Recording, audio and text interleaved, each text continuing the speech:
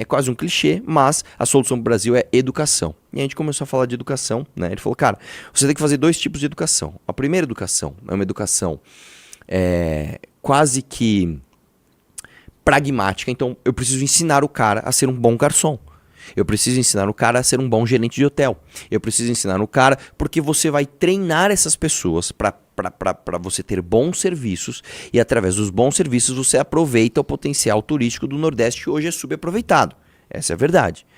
Tá? Você precisa formar bons arquitetos para que você tenha projetos urbanísticos coerentes com a vocação daquele lugar, que é um absurdo. Realmente, o urbanismo do Nordeste é uma coisa tenebrosa. Você pega a Fortaleza, por exemplo, e você fala, cara, como é que os caras transformaram esse paraíso nesta bosta? Né? Você pega Pernambuco, você pega Alagoas, você pega a costa litorânea, né? A zona da Mata ali, você fala, mano, como é que pode? Como é que pode? A gente como é que a gente conseguiu errar tanto? Como é que a gente conseguiu ser tão ruim? Né? Então você precisa investir em qualificação. Como que você investe em qualificação? Isso é uma coisa interessante. Nós temos um problema gigantesco aqui no Brasil, que é o seguinte. A avaliação dos professores parte da avaliação dos alunos, que é feita pelos próprios professores. Isso é um absurdo. Então eu vou desenvolver, eu vou avaliar a performance dos professores. Tem o professor Arthur, eu sou o professor Arthur, sou professor de química. Então eu venho aqui, ensino a química para vocês e aí eu vou ser avaliado através do que vocês aprenderam. Quem é que avalia o que vocês aprenderam? Eu. Quando que isso vai dar certo, cara? Eu chego pra você e falo assim, mano, o que é água? O cara, HO8. Ah, tá certo, vai. Pelo menos acertou que era H e O. Viu como eu sou um bom professor? Me dê dinheiro. É assim, cara. Hoje, no Brasil, é assim. Ele falou, primeira coisa que você precisa solucionar.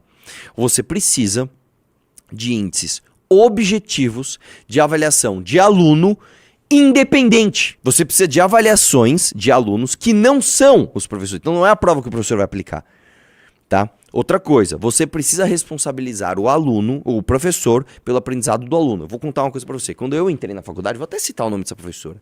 Dane-se. Eu tinha uma professora chamada Roberta, professora de física. Cara, eu não sei porquê, cara. Ela tinha orgulho em reprovar aluno. Ela tinha orgulho. Pra você ter uma ideia, na turma que eu entrei, na turma de física, 75% dos alunos reprovaram. Eu vou contar uma coisa pra você. Sabe o que ela fazia? Tinha uma prova, uma vez, uma prova minha. Eu acho que eu já contei essa história. Tava lá a nota, né? 7, eu tinha tirado 7. Ela cortou minha nota, colocou dividido por 2 e colocou 3,5. Aí eu fui lá, professora, por que minha nota, na revisão, né, que você tinha que... Era mó difícil, cara, tinha que fazer um protocolo, pedir protocolarmente a revisão da tua prova, aí eles iam agendar uma data, aí você vai lá, cara, era mó... E cada professor corrigia uma questão, era mó burocrático. Beleza, aí, tá...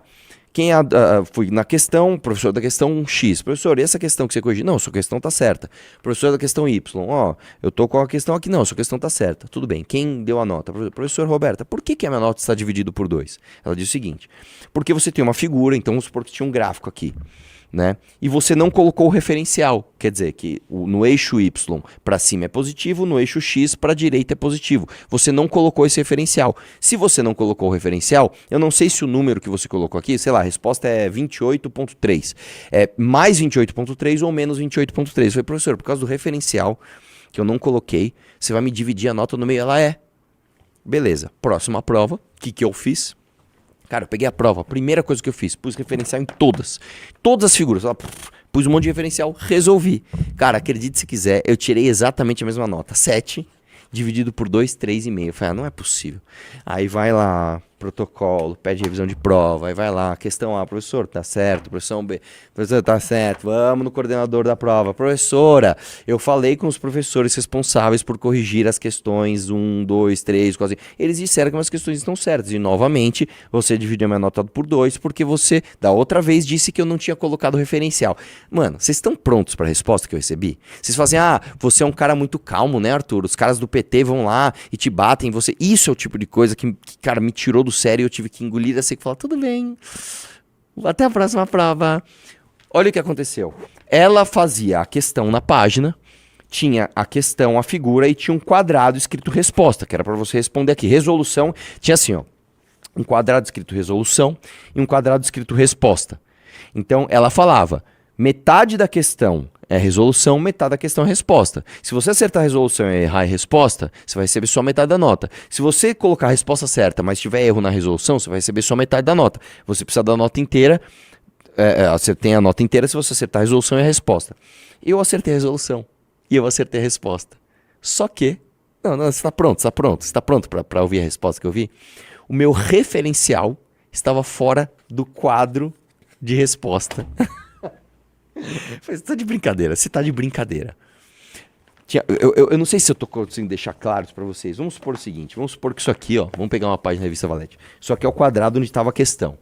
De acordo com o gráfico tal, papapá, e um gráfico aqui. E aqui tinha um quadro de resolução. O que que eu fiz? Eu fiz a resolução, anotei a resposta e o referencial eu coloquei aqui do lado da figura. Eu falei, não, o seu referencial tinha que estar aqui. Era assim, ó? Era um em cima do outro, na verdade. Era um quadrão de resolução e um quadradinho de resposta e a figura em cima.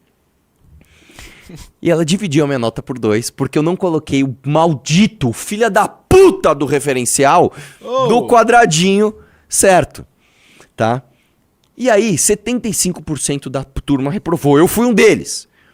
Sabe o que a universidade fez com essa professora? Mandou ela embora. É óbvio. Cara, se a cada 10 alunos... mais de 7 estão reprovando, alguma coisa está errada. Você está errado. No sistema público de ensino é o contrário.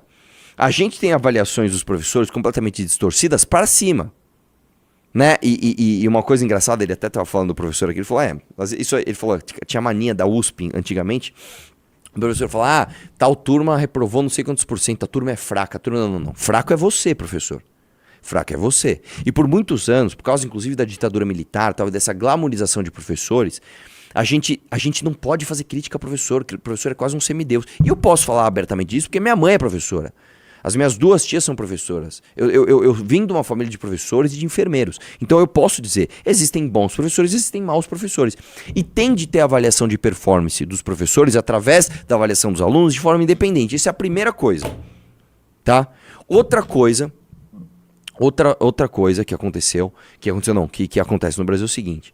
Às vezes a gente vem com grandes ideias, né? Não, eu tenho uma grande ideia estrutural tal, quando na verdade a solução de muitas coisas são simplificações de microburocracias, microprocessos que são ineficientes ao longo, né, ao redor do nosso país, que atrapalham e que travam um processo. Então esse cara que estava hoje conversando aqui, ele falou, por exemplo... Quando eu fiz parte de um governo X, eu resolvi tal problema melhorando tal índice só com essas micro reforminhas. E aí, caramba, essas coisinhas, uma MP aqui, uma desburocratização ali, uma paradinha aqui, outra paradinha ali, olha que coisa, mano. E olha só uma coisa só que aconteceu. No governo Bolsonaro, a gente teve a chance de fazer isso. A gente teve o Paulo Guedes como ministro da Economia, a gente teve o Salim Matar como secretário especial de desestatização. A gente teve um monte de caras que eram bons e não fizeram por quê? Porque os caras ficaram dentro de um jogo bolsonarista, né? Não, cara, você não precisa ter grandes ideias, não precisa fazer gigantescas reformas. Às vezes, pequenos destravamentos funcionam tudo. E aí ele falou o seguinte, aí partindo disso, como que funciona a educação no resto do mundo, tá?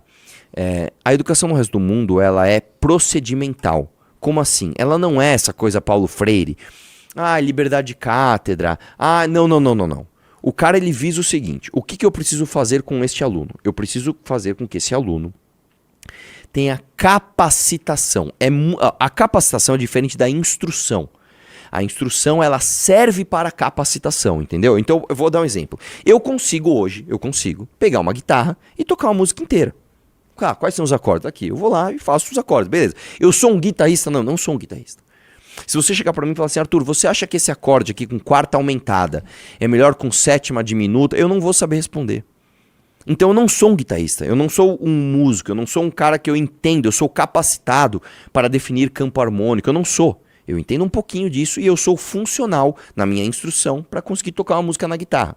Então você tem de ter a educação de instrução para que ela sirva para a educação de capacitação. Você tem que fazer com que um aluno consiga resolver um problema. E resolver um problema demanda o desenvolvimento de diferentes habilidades e diferentes instruções para que você combine aquilo e resolva um problema complexo, né? Então você precisa, em primeiro lugar, saber ler, você precisa ter desenvolvimento de linguagem. Desenvolvimento de linguagem é uma coisa que você se desenvolve até os 12, 13 anos.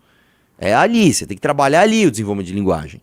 A partir do desenvolvimento de linguagem, você desenvolve interpretação de texto. Então o cara vai ler um problema. Ó, estou lendo esse problema. Ah, interpretei o que é esse problema. Aí você precisa aprender matemática, porque de acordo com o raciocínio lógico que você vai desenvolver com matemática, você vai conseguir logicamente classificar os graus daqueles problemas. Então vamos lá, eu preciso construir uma casa.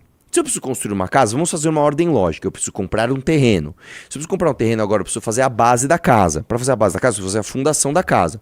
Agora eu preciso levantar as paredes. Enquanto eu estou levantando as paredes, eu já tenho que planejar a parte hidráulica. Porque não adianta eu fazer a parede, fazer o acabamento, para depois quebrar e colocar um cano dentro. Então eu vou planejar a parte hidráulica antes. Ah, legal. Então, já que eu estou planejando a hidráulica, vamos planejar a elétrica. Ah, legal. Então, isso é um conjunto de habilidades que você vai desenvolvendo através de uma educação formal, e isso é uma coisa que é quase um palavrão para quem domina a educação hoje. Você tem que criar uma coisa sistemática, é uma fábrica de instrução, para que essa fábrica de instrução faça com que o aluno desenvolva habilidades de resolução de problemas. Tem que ser assim. Não pode ser uma coisa absolutamente descentralizada, tipo, mas tem que ser uma coisa rígida. Ó, é o seguinte, ó, existe um conteúdo programático e tal. O problema do Brasil nós temos o planejamento centralizado. Hoje, o Ministério da Educação, ele cuida de toda a grade curricular, tá? E não da gestão específica dos negócios. O problema a gente entope de conteúdo programático. A gente é muito conteúdo e as coisas não se conversam. Né? Então, quando você pega, por exemplo, países desenvolvidos, você tem sim a regulação nacional de educação, do conteúdo programático, mas ele é o mínimo necessário para você desenvolver essas habilidades. Então, você tem muita regulação no conteúdo de matemática, você tem muita regulação no conteúdo do que você vai aprender em termos de linguagem e você tem uma certa liberdade para regionalismos em termos de instrução pragmática daquela região. Então, o problema do Brasil de educação é que a gente tem índices de avaliação errados, onde você mesmo se avalia, você não tem nenhum incentivo para você ser um bom professor, e você tem uma grade curricular absolutamente extensa, entupida de conteúdo que ninguém cumpre. A real é essa. Entendeu? Então, segundo a visão desse cara, para você reformar o Brasil, para você transformar o Brasil num país com mais classe média, portanto com mais pessoas que tenham uma condição de vida que não é de dependência total do governo, que tenha pelo menos um pouco de senso crítico, para saber pelo menos, né, votar, né, você precisa investir em educação, e investir em educação significa fazer uma reforma profunda no meio, na forma como você está educando as pessoas. Não é só orçamento. Não adianta entupir de orçamento. A Dilma fez isso. A Dilma quadruplicou o orçamento de educação. Nós gastamos mais de 5,5% do PIB em educação, o que é um número alto. Só que a gente não entrega o resultado, porque esse dinheiro é mal aplicado. Um dos problemas é que a gente joga um monte de dinheiro na educação superior e não na educação básica. Esse é um dos problemas, né? Enfim, enfim, que essa discussão é muito profunda, vai estar no livro amarelo, mas é importante a gente entender como a gente tá, às vezes a gente se ilude, né, cara, com essas soluções muito fáceis e tal, enfim.